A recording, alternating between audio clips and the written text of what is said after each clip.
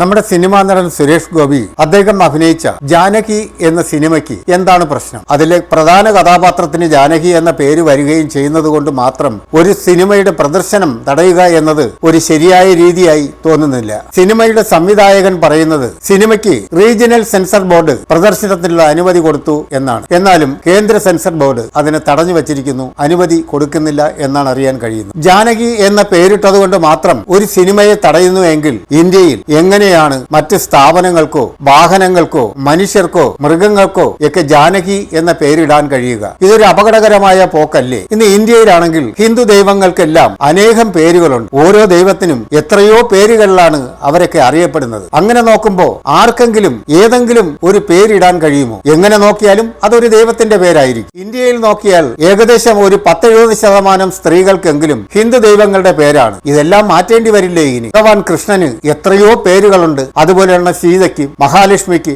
എല്ലാവർക്കും ഒരുപാട് പേരുകളുണ്ട്. പാർവതിക്ക് ഒക്കെ എത്രയോ പേരുകളാണുള്ളത്. ഇതിൽ ഏതെങ്കിലും ഒരു പേരിട്ടു എന്നുള്ളതിന്റെ പേരിൽ മാത്രം ഒരു സിനിമയെ തടയാൻ ശ്രമിച്ചാൽ ഇനി എന്ത് പേരാണ് സിനിമയ്ക്ക് ഇടാൻ കഴിയുക? ഇങ്ങനെ വന്നു കഴിഞ്ഞാൽ വല്ല അറബി പേരുകളോ ഇംഗ്ലീഷ് പേരുകളോ മാത്രമല്ലേ സിനിമകൾക്ക് ഇടാൻ കഴിയുകയുള്ളൂ. ഇങ്ങനെ ഓരോ മതക്കാരും തുടങ്ങിയാൽ നമ്മൾ എങ്ങനെയാണ് നമുക്ക് മുമ്പോട്ട് പോകാൻ കഴിയുക? എല്ലാ മതക്കാരും പറയുകയാണ് അവരവരുടെ ദൈവങ്ങളും ദൈവങ്ങളുടെ പേര് വരുന്ന പര്യായങ്ങളും ഒക്കെ പേർന്ന പേരുകളൊന്നും ഒരു സിനിമയ്ക്ക് ഇടാൻ കഴിയില്ല എന്ന് വാശി പിടിച്ചാൽ ഇന്ത്യയിൽ ഒരു സിനിമയ്ക്ക് ഒരു പേരിനോ ഇടാൻ കഴിയാത്ത ഒരു സാഹചര്യം ഉണ്ടാകും. പിന്നെ എല്ലാം നമ്പറുകളായിരിക്കും. 1 2 3 5 ഒക്കെയുള്ള അക്കങ്ങളായിരിക്കും ഇനി വരുന്ന സിനിമകൾക്ക് ഇടാൻ പറ്റുക. ജാനകി എന്ന പേര് ഇന്ത്യയിൽ 1 കോടി ജനങ്ങൾക്കെങ്കിലും ഉണ്ടാകും. അതുപോലെ തന്നെ ലോറികൾ കിട്ടിയിട്ടുണ്ട്, ബസ്സുകൾ കിട്ടിയിട്ടുണ്ട്, ഹോട്ടലുകൾ കിട്ടിയിട്ടുണ്ട്, സൂപ്പർ മാർക്കറ്റുകൾക്കുണ്ട്. എവിടെയെല്ലാം ജാനകി എന്നുള്ള പേര് ഇട്ടിട്ടുണ്ട്. നമ്മുടെ കഴിഞ്ഞുപോയ മലയാള സിനിമകളിൽ തന്നെ എത്രയോ സിനിമകളിൽ നായികമാരുടെ പേര് ജാനകി എന്ന് വന്നിട്ടുണ്ട്. ജാനകി കുട്ടിക്ക് എന്ന് പറഞ്ഞ ഒരു സിനിമ തന്നെ ഉണ്ട്. ഇങ്ങനെ എല്ലായിടത്തും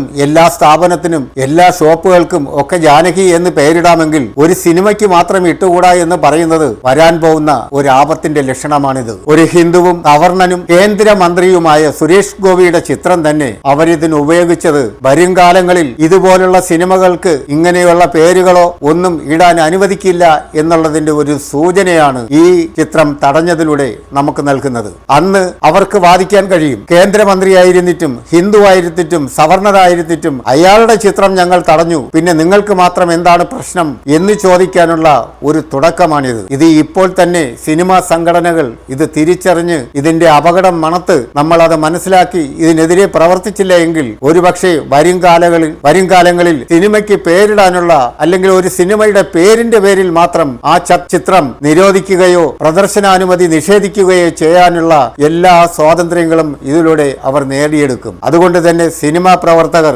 ഇത് നേരത്തെ മനസ്സിലാക്കി ഇതിനെതിരെ പ്രവർത്തിക്കുക.